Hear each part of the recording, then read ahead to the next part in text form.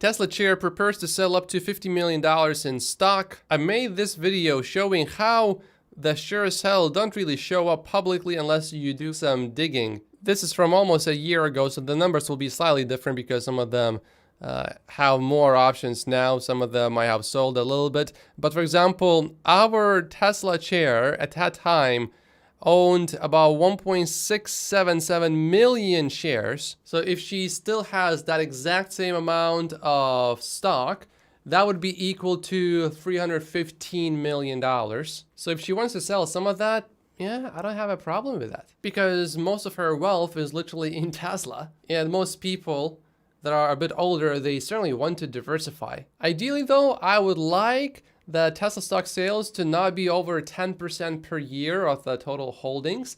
Up to 20% I think is okay. Over 20% in a year is when I start to get a little worried. And if it's 10b5-1, then I would say up to 25% per year is probably okay, but ideally I would like the number to be as low as possible. Anyway, this is pretty much no news to me. Also, none of these directors really get paid any cash, so that's how they make their money. They make their money by selling the shares. To some degree, there is war between Tesla and BYD. Look at what's happening with BYD. BYD is also down about 10% in the last 5 days. Alexandra says to Gary, given that you have BYD in your ETF, would you mind updating us on how their massive price cuts impacted Q4 earnings, which were considerably lower than Q3? Another problem with BYD is they cannot just keep making new models because they already have models for most things. Tesla is still just getting started. Toyota was the most searched auto brand in 2023, but Tesla still dominates EV searches, and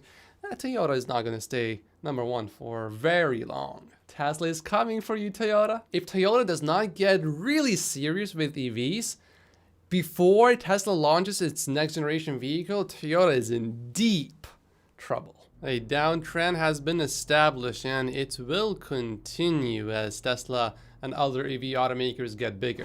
AJ pointed out something significant, something I wanted to flag in Tesla's Q4 earnings deck: increase in operating expenses partly driven by AI and other R&D projects. This is the second item mentioned after ASP reduction. Why does this matter? Is because financial professionals who were properly trained know that the sequence of items matters. The default is to list items by significance. This implies that AI and R&D expenses had the second biggest impact on Tesla's profitability. And why would that matter?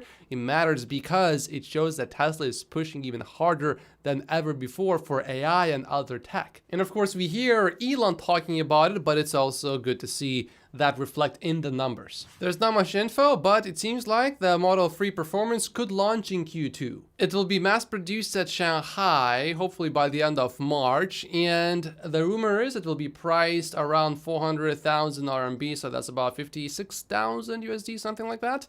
And the interesting part is it will have a tri-motor powertrain system, so that car is probably going to be crazy fast.